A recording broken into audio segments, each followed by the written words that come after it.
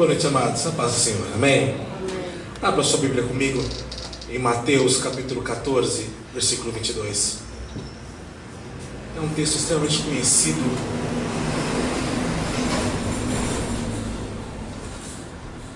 Mateus capítulo 14, versículo 22. Deixa eu te fazer uma pergunta rápida e básica. Você crê fielmente no amor de Deus para com a sua vida? Não era para você responder, mas já que você respondeu, eu vou perguntar de novo. Não precisa responder. E pense bem nisso. Você confia firmemente, plenamente, cegamente no amor de Deus para com a sua vida? Nós cantamos aqui. Nós cantamos domingo após domingo, quarta após quarta, e quando ouvimos em casa aqueles louvores que nós amamos a Deus, que nós confiamos em Deus, que nós dependemos de Deus. Senhor, o Senhor é tudo, eu confio meus sonhos, eu confio minha vida. Quanto nós cremos no amor de Deus? O quanto você crê realmente no amor de Deus para descansar em Deus? O tema de hoje nós vamos falar um pouco de vencer nas tempestades da vida. E parece que quando você fala um tema desse, parece que é uma palavra de autoajuda. Como 10 passos para ficar rico, 10 passos para arrumar um namorado, 10 passos para arrumar uma namorada, 10 passos para conhecer a pessoa da sua vida, 10 passos, 10 passos, 10 passos, 10 passos, 10 passos. Haja vista que nós temos um monte de livros falando sobre isso. E geralmente é feito de gurus. Quem é o guru? O guru é aquele cara que mora muito longe, que cobra muito caro para dar 2 horas de palestra e vai embora. E depois que você conhece aquele guru, você vai ver que aquele cara é igualzinho a você. Tem os mesmos problemas, os mesmos medos, talvez mais problemas do que você, mas ele inventou uma tal coisa de 10 passos para vencer e veio para a igreja. 10 passos para a vitória, 10 passos para receber a bênção. E a gente gosta dessas coisas. A gente é talvez um tanto quanto bobinha. A gente gosta da receita fácil para a vida. E a vida não é fácil. Aqueles que acreditam e vieram acreditando que a partir de agora estou indo na igreja, minha vida vai melhorar e agora não terei mais problema, você é muito bobinho. Alguém te enganou. É mais uma propaganda enganosa. Porque Jesus nunca iludiu ninguém. Jesus. Quantos estão aqui em nome de Jesus? Ele nunca iludiu ninguém. Nunca ele disse, olha, a partir de agora que você vai me conhecer, você vai andar após mim, a sua vida vai ser uma maravilha. Vai aparecer dinheiro na sua conta. Aquela empresa tão sonhada vai ligar para você. A sua vida vai melhorar da água para o vinho. E tem muita gente que vai melhorar por causa disso. Não, eu vou para a igreja porque agora a minha vida vai mudar. Não que Deus não possa fazer, meus irmãos. Deus é dono de toda empresa, toda multinacional. Deus pode fazer isso. Deus pode. Mas nem sempre Ele faz. Nem sempre Ele faz. Às vezes cabe você estudar. Enquanto todo mundo está na balada, você vai estudar. Enquanto às vezes todo mundo vai embora no horário que dá o sinal para você ir embora, você vai fazer um curso. Você vai ficar até mais tarde trabalhando. Isso nós não queremos. Mas nós queremos as coisas muito fáceis. E nem sempre é assim. E nunca às vezes é assim. Porque a vida é feita de problemas.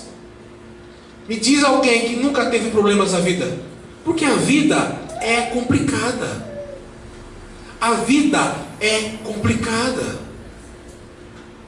A vida é extremamente complicada. E nós vamos ver nos textos que nós vamos ver aqui, um texto extremamente conhecido, de Pedro andando sobre as águas. E aí, quem já nunca ouviu isso? Eu quero ler com você alguns textos. E nós vamos basear no livro de Marcos e no livro de João, que falam a mesma história. Só Lucas que muda um pouquinho esses textos. Mas vamos lá, versículo 22 de Mateus 14. Logo em seguida, Jesus insistiu com os discípulos para que entrasse no barco e fosse adiante dele para o outro lado. Enquanto ele despedia a multidão, tendo despedido a multidão, subiu sozinho ao monte para orar. Ao anoitecer, ele estava ali sozinho, mas o barco já estava a considerável distância da terra, fustigado pelas ondas, porque o vento soprava contra ele. Alta madrugada, Jesus dirigiu-se a eles, andando sobre o mar. Quando o viram andando sobre o mar, ficaram aterrorizados e disseram: é um fantasma, e gritaram de medo. Mas Jesus imediatamente lhes disse: coragem, sou eu, não tenha medo. Senhor, disse Pedro, se és tu, manda-me ir com o teu encontro por sobre as águas. Venha, respondeu ele. Então Pedro saiu do barco, andou sobre as águas e foi na direção de Jesus. Mas, quando reparou no vento, ficou com medo e, começando a afundar, gritou: Senhor, salva-me! Imediatamente Jesus estendeu a mão e o segurou e disse: homem de pequena fé, por que você duvidou? Quando entraram no barco, o vento cessou. Então os que estavam no barco o adoraram, dizendo: verdadeiramente tu és filho de Deus. Vamos orar um pouquinho. Pai, aqui está a tua palavra, aqui está a tua igreja, o teu corpo, parte do teu corpo. Nós somos os teus filhos, e nos ensina essa noite a sermos filhos. Nos ensina essa noite a ter um ouvido bem audível para ouvir a tua voz, para nos tornarmos realmente filhos teus. Nos ensina essa noite, no nome de Jesus. Amém. Nós temos uma ideia errada acerca de Deus, porque nós olhamos para nós em relação a como nós tratamos os nossos filhos. Quem tem filho sabe muito bem disso. Eu tenho dois, Guilherme com 17 e Ana Laura com 6. E quando o Guilherme era pequeno, ele começou a estudar, jogar bola, futebol de salão. E eu deixava para folgar no dia para ver o Guilherme jogar bola. E ele era pequeno. E ele jogava bola entre os grandes. E os grandes derrubavam ele, chutavam ele. E eu, como pai, ficava vendo: esses caras estão batendo no meu filho. Esses caras estão batendo no meu filho. Quantas vezes o Guilherme tomou cada trombada, caiu no chão, estatelou, começou a chorar. E eu: filho, mãe. Teve uma vez que eu não fui e Miriam foi. E o menino deu uma trombada no Guilherme, o Guilherme caiu de cabeça no chão. E Miriam saiu correndo e foi na grade: Guilherme, filho. E o Guilherme: mãe, sai. Vai para lá. Por que nós fazemos assim com os nossos filhos? Mas quem tem filho ou quem tem, sabe? O filho grita, esperneia, corre. Quem aqui que tem a filha que o filho não pediu alguma coisa, pai, não sai correndo? E muitas vezes nós achamos que Deus é assim. Nós transferimos essa neurose de sermos pais, nós transferimos para Deus, porque achamos que Deus é pai. E alguns ainda dizem: Deus é pai de família. E nós transferimos essa neurose de pai, transferimos para Deus. E muitas vezes nós somos os primeiros a estragar nossos filhos, porque nós mimamos. É o meu bebezinho ninguém encosta, o meu bebezinho nem o pastor briga, nem o pastor chama atenção. A tia brigou com meu filho, a professora da escola bíblica brigou com meu filho, você brigou com o meu filho. Não pode, quem é você a brigar com o meu filho? E nós vamos mimando essa patotinha. E depois essa patotinha vai crescendo em tamanho. Aquele menino acaba casando, aquela menina acaba casando, e eles não estão preparados para a vida, porque os pais mimaram. Daqui a pouquinho aquele cara que casou se separa, aquela menina que casou se separa, porque ele não deixou de ser criança. Ele não se transformou em homem. Ela não se transformou em mulher. Continua a bebezinha da mamãe. Vem cá com a mamãe, vem cá com o papai. Nós fomos para a praia alguns anos atrás e o Guilherme pegou uma prancha e foi lá no meio das ondas. E eu fui vendo assim de longe, andando, eu tenho pavor do mar. Eu tenho pavor. Eu vou até aqui, tá bom demais. Mira, vai. E eu fiquei aqui e tinha um salva-vidas aqui. Eu fui grudando no salva-vidas, olhando pro Guilherme. Porque eu sou pai. É meu filho, vai morrer. Eu vou perder meu filho? 15, 17 anos, vai morrer afogado. Aí o salva-vidas, se eu ficar tranquilo, onde ele está tranquilo, fica tranquilo. E nós transferimos isso para Deus, como se nós gritássemos: agora Deus vem correndo. E Deus não faz assim conosco. Deus jamais fará assim com você, porque Ele não é o seu pai, não é a sua mãe, Ele é Deus. E uma das propostas do Evangelho é não fazermos crianças, é nos fazermos homens e mulheres dele. Gente que tem caráter, gente que tem garra. O texto que nós lemos, a história que nós já conhecemos, diz que Jesus empurra os discípulos. E algumas pessoas dizem que ele empurra, ele insiste para os discípulos irem para frente. Olha, vocês vão para lá, eu vou ficar por aqui. Vocês vão na frente. E para ele insistir, é bem verdade que nenhum dos discípulos queria: mestre, vão com a gente. Vocês vão na frente. Mestre, vamos com a gente. Vocês vão na frente. Vocês vão pegar o barquinho e vão embora.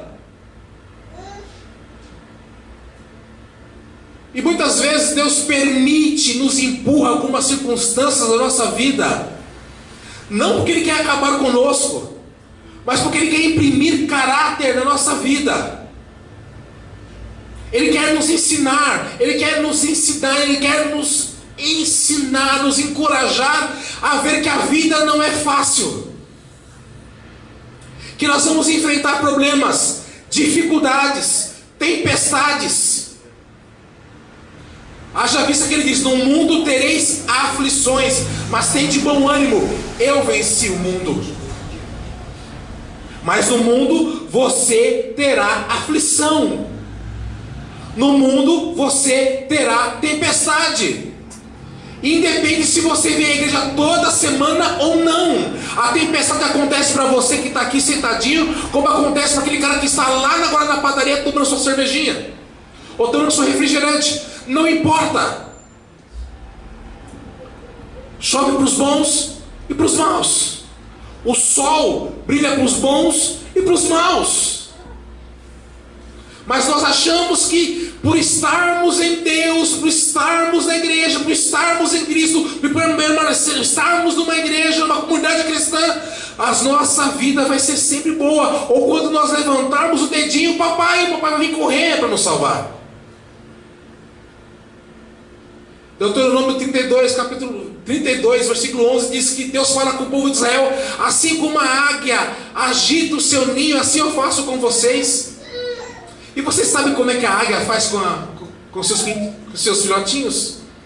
Ela prepara o ninho bem antes dos filhotes nascerem. Ela prepara mais alta montanha e vai preparando, e vai preparando, e vai preparando, e vai preparando. Quando os filhotes crescem, o seu ninho já está pronto.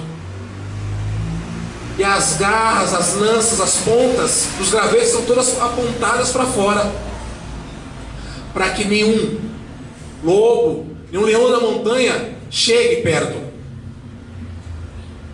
do seu ninho. Mas vai chegando um certo tempo, e a águia vai, os filhotes vão crescendo, vão crescendo, vão crescendo, vão crescendo, vão crescendo. A mãe começa a fazer diferente. Ela começa, como diz a Bíblia, a agitar o ninho. E antes aqueles gravetos que estavam para fora, ela vai mudando, vai colocando para fora, vai colocando para dentro. E a águia, filhotinha, que vai se acostumando, ficar quietinha, sentadinha, daqui a pouco ela se mexe, e aquele graveto que está para fora começa a espetá-la. E ela vai ficando incomodada. E muitas vezes acontece isso na nossa vida. Deus talvez agita a nossa vida, agita o nosso ninho, porque muitas vezes nós nos acomodamos com a nossa vida. Acomodamos com a nossa vida cristã, acomodamos com o ministério que exercemos, acomodamos com a nossa vida como pais, acomodamos nossa vida como gente. E vez e outra Deus começa a agitar a nossa casa, Deus começa a agitar a nossa vida. O texto que nós lemos diz que Jesus empurra os discípulos para ir na frente. Agora vocês vão sem mim. E quando eles estão lá no meio do lago, começa a vir a tempestade. E o barco vai jogando para um lado, para o outro, para um lado, para o outro. E é interessante que eles começam, Jesus fica orando. E quando nós estamos com dificuldades, meu irmão, o céu não para porque você está com dificuldade. Porque você está com um problema, Deus não muda o céu por tua causa. Às vezes nós gostamos de cantar aqueles louvores que Deus para o céu para o teu favor, que Deus vai parar o céu para a tua vida. A gente acha que Deus para tudo por minha vida. Deus não é o seu pai nem a sua mãe que corre quando você grita.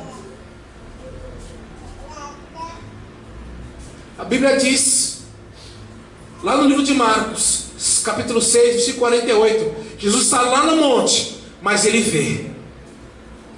Ele não para naquilo que está fazendo, meu irmão, mas Deus te vê. O céu pode não parar por tua causa, mas Deus continua te vendo.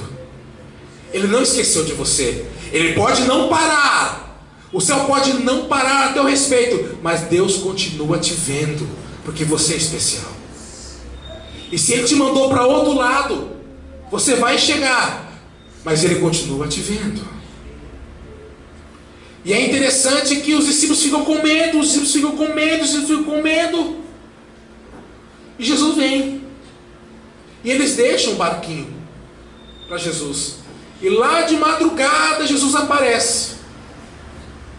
Porque Ele não vem no tempo que a gente quer. Ele vem na hora dele. Ele faz na hora dele. Ele faz conforme Ele quer, não é como a gente quer. O céu não para, porque você é menininha de Jesus. E a gente gosta, você é menina dos olhos de Deus. E a gente acha que a gente é tão importante. E a gente acha que a gente é importante. E a gente adora cantar aqueles louvores. Quer ver? Se diante de mim não se abrir o mar, se Deus tivesse a obrigação de fazer você andar por sobre as águas. Porque a gente gosta desse tipo de louvor. Faz bem. Dá uma sensação de tranquilidade. E achar, se Deus não abrir o mar, Ele vai me fazer andar. Mas nem sempre o mar vai abrir e nem sempre vai fazer você andar. Às vezes você vai ter que ficar dentro do barco, travado dentro do barco, com medo, olhando, cadê Ele que não vem? É interessante que João, da mesma forma, João está no barco. Quando Pedro sai do barco, nós vamos ver lá em João, ele fala, fazia tarde, e ele ainda não havia chegado. Pastor Fernando pregou alguns dias atrás aqui, que fé, se alguém lembra, fé é crer no... A maioria de vocês estavam aqui.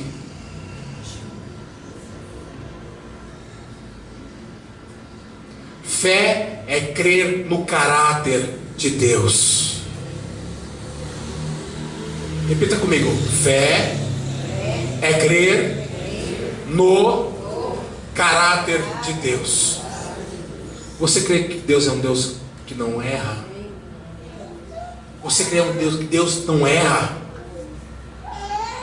Alguém diz que Deus não é um Deus que joga dardos, que fica testando.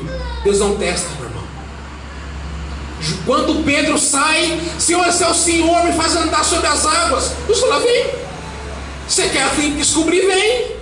E diz que Pedro começa a andar. Aí aquela velha história que todos nós já conhecemos. Ele repara no vento, repara na água, começa a afundar. Mas eu te pergunto, meu irmão, quantas vezes Pedro andou sobre as águas na Bíblia? Muitas vezes nós queremos viver de sobrenatural. Nem sempre você vai andar sobre as águas. Nem sempre o sobrenatural vai vir sobre a sua vida, mesmo você estando na igreja. Nem sempre vai acontecer alguma coisa absurda e espantosa na sua casa. mas Deus vai continuar lá, te vendo, te protegendo. Nós precisamos parar de crer nesse evangelho de comodidade e de conforto. Até as músicas que nós cantamos nos traz conforto. Enquanto Pedro quer sair do barco, quer andar, aí o Senhor sai desesperado. João fala, era tarde. Era tarde. E ele ainda não havia chegado. Estava escuro. João escreve o livro dele bem anos depois, bem mais velhinho. Ele fala, estava tarde. Mas ele ainda não havia chegado. Enquanto alguém desespera, e guarda uma coisa, quem não espera, se desespera. Enquanto Pedro sai correndo, quer sair do barco, João está lá. Está tarde, mas ainda creio que ele vem. Eu ainda creio que ele vem. Eu ainda acredito que ele virá. Ainda. Existe o ainda de Deus na nossa vida, que ainda ele não chegou, mas ele vem. Deus nos empurra, meu irmão. Às vezes, eu não sei como está a sua vida, eu não sei como você está. Mas às vezes, não é o diabo, não é a vizinha macumbeira, não é a sogra que não gosta de você, não é aquela tia que não gosta de você, que fez uma macumba contra você, não é o teu chefe que está ruim contra você, não. É Deus te empurrando para você começar a andar e amadurecer na sua vida. É Deus te empurrando para você se transformar numa mulher de caráter. É Deus te empurrando para te deixar de você ser menino, deixar de você ser menina e se tornar homem. O livro de Hebreus, capítulo 5, diz que o escritor escreve: vocês já eram para ser mestres, e ainda precisam que pessoas se ensinem as coisas rudimentares do evangelho. Vocês ainda estão no leitinho, já eram para estar comendo comida sólida. Imagina se você chegar na minha casa agora, eu com 47 anos, chegar e eu estou comendo papinha. Mamadeira. O negrão desse tamanho, tomando mamadeira. Ele surtou. E muitas vezes na nossa vida, irmão, nós estamos assim. Somos adultos que tomam mamadeira. Somos homens que tomam mamadeira. Somos meninas, somos mulheres que tomam mamadeira. Nós não amadurecemos.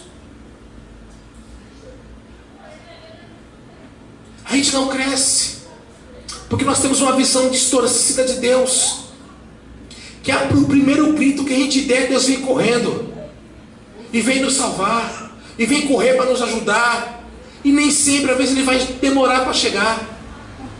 Quem lembra de Lázaro? Nós temos um Deus que vem sempre. Jesus fala assim, olha, eu me alegro de não estar lá. Que Deus é esse, pastor Paulo, que fala, eu me alegro de não estar lá? Jesus fica sabendo que Lázaro está doente, demora mais uns dias para chegar. Mas nós vamos lá? Vamos, mas eu me alegro de não estar lá. Jesus deixou Lázaro morrer. E fala, eu me alegro de não estar lá.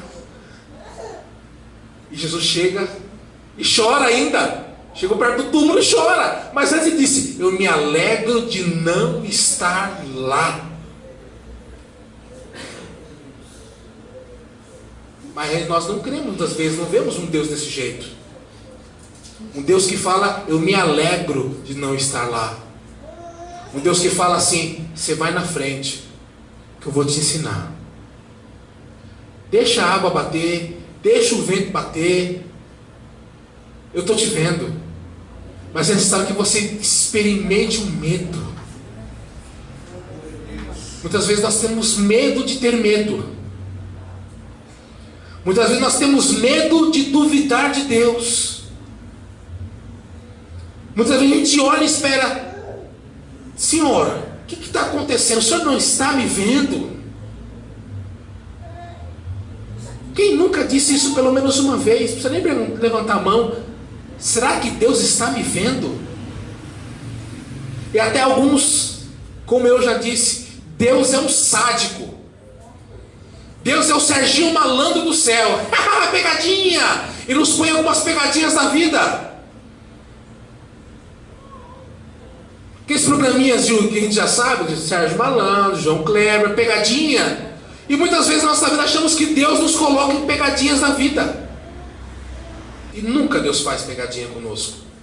Mas Ele nos ensina. Quem lembra de Moisés?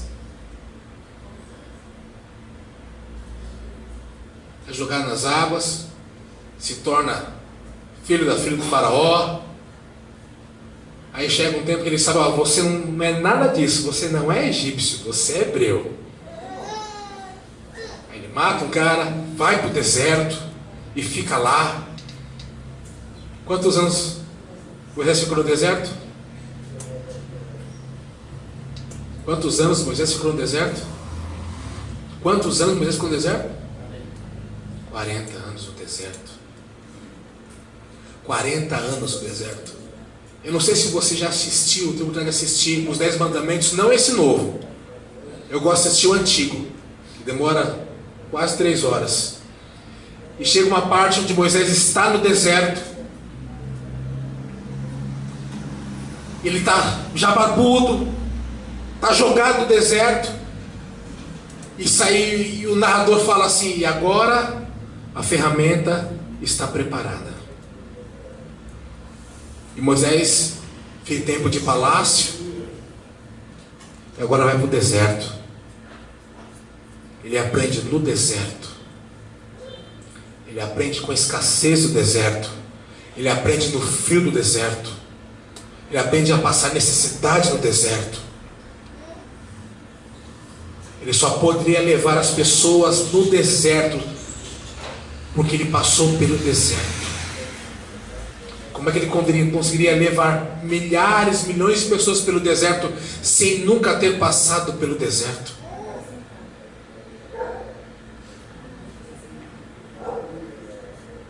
Quais são as experiências que você quer ter com Deus, irmãos? Às vezes o deserto, às vezes as tempestades da vida são pedagógicas na vida do crente. E aquele que não passa muitas vezes tempestades, dificuldades, não aprende, não amadurece, não cresce, não se torna gente. E é interessante que a Bíblia fala dos frutos da tribulação. Romanos 5. A tribulação, perseverança. A perseverança, experiência. Em algumas versões diz caráter aprovado. Romanos 5:3. A tribulação gera perseverança. A perseverança, caráter aprovado. Olhe para você e se examine. O seu caráter está sendo aprovado? Quando você olha para o espelho, você consegue ver alguém que Deus está trabalhando, tratando e proporcionando um caráter aprovado?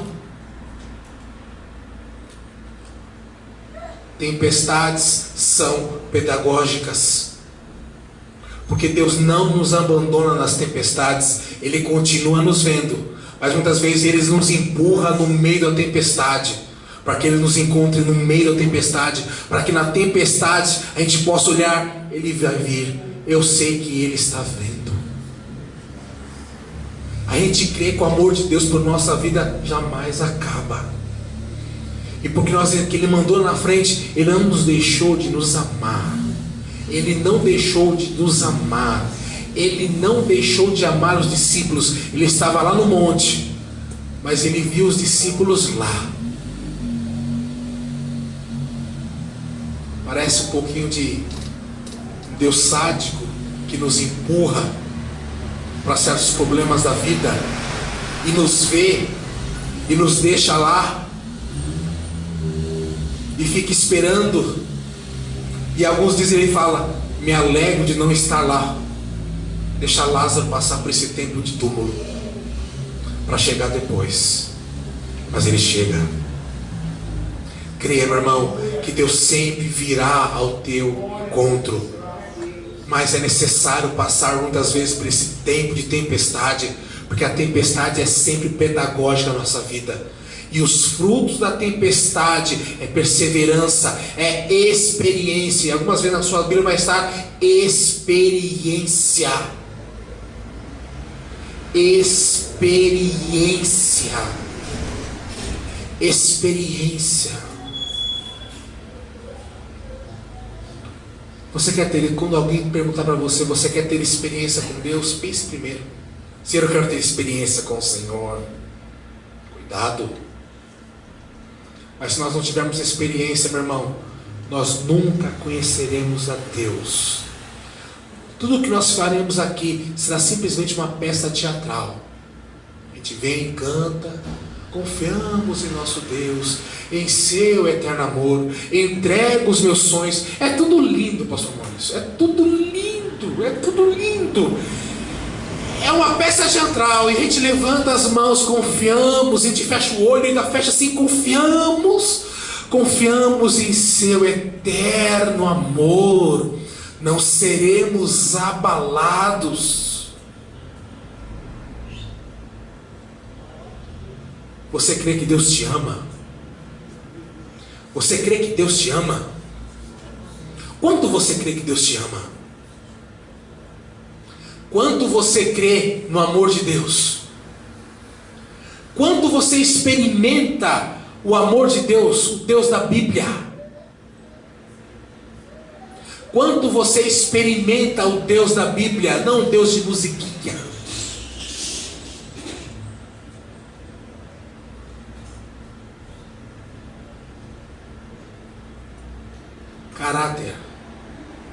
Caráter aprovado. Lembre, Deus não vai lidar com você como seu pai lidou com você, como a sua mãe tratou com você. Ele continua te amando, mas Ele espera de você um homem, uma mulher, não uma menina, não um menino de 60 anos. Pode ser um meninão, jovial, com garra, mas não um menino de 60 anos com um moleque. Não uma menina de 45 anos com uma menininha, uma bebezinha, que tudo faz quando chora, que não pode ver a cara feia e chora, porque o mundo é assim, irmãos. O mundo não é assim. Por isso que eu ensino. Primeira vez que eu vi a Ana Laura indo para a escola, ela chorando. Eu falei, filha, bem-vinda à realidade. Você está crescendo. Crescer dói. Eu lembro a segunda vez que eu levei ela para a escola, e ela entrou na escola e virou as costas, deu tchau para mim, eu subi chorando. Que pai Mas ela tinha que crescer. E a gente cresce com as porradas da vida, meu irmão. A gente só cresce com as porradas da vida. A gente só cresce com caráter diante de Deus como cristãos nas porradas da vida, nas tempestades da vida. Ninguém cresce na bonança. Ninguém cresce o vento em polpa, aquele céu azul maravilhoso. Ninguém cresce. Pelo contrário, a gente se acostuma. E quando a gente escuta um grito diferente, a gente se assusta.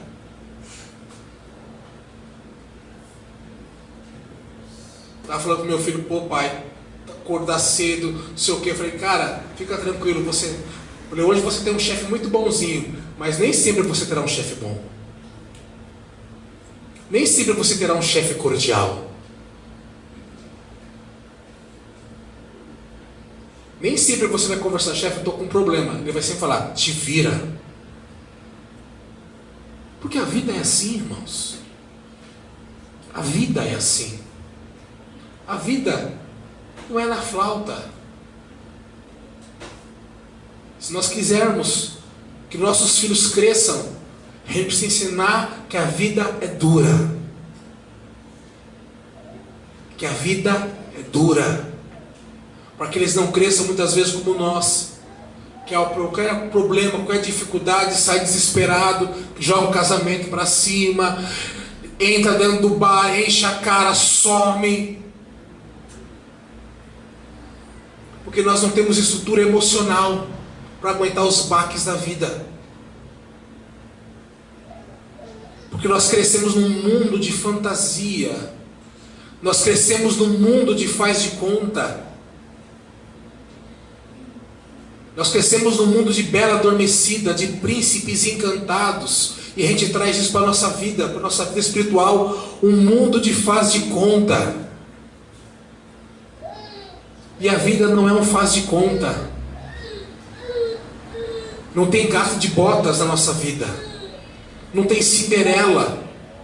Muitas vezes tem mais Shrek do que o príncipe encantado. Muitas vezes tem mais aquele burro que fica perturbando do que outra coisa. Mas nós crescemos numa vida de Cinderela. Nós criamos uma vida de paraíso. Até dentro da igreja nós criamos uma vida de paraíso. Que Deus está sempre na boa, que nós vamos sempre viver bem. E quando nós cremos que nós não seremos abalados, porque nós confiamos no caráter de Deus, nós não confiamos na nossa força, nós não confiamos naquilo que nós estudamos, nós confiamos no caráter de Deus. Por isso nós podemos cantar: confiamos em nosso Deus, em seu eterno amor, nós não seremos abalados, porque nós conhecemos o caráter daquele que é o nosso Deus. Nós podemos estar no barco com Ele ou sem Ele, porque nós não seremos abalados, porque nós confiamos e cremos, e acima de tudo nós conhecemos o caráter de Deus. E no finalzinho do texto nós lemos, ele diz: verdadeiramente Ele é Filho de Deus. Eram os discípulos que andavam com Jesus. Em Marcos 6,52, Marcos escreve que os discípulos não entenderam os milagres dos pães e dos peixes. E muitas vezes, quando nós não entendemos algumas coisas de Deus na nossa vida, Deus faz a gente voltar a algumas coisas. Então eu vou te dar outra liçãozinha. Não é que Deus faz a gente repetir de ano, mas Deus insiste em nos ensinar, insiste em nos ensinar, insiste em olhar para o nosso coração e ver até que ponto eu e você temos um caráter, temos um coração ensinável por Ele e dele. Verdadeiramente, quem disse isso não foi o povo que ficou na outra margem, foram os discípulos, aqueles que estavam com Jesus, vendo os milagres, estavam no barco. Agora eles falam: verdadeiramente Ele é Filho de Deus. Vamos colocar de pé.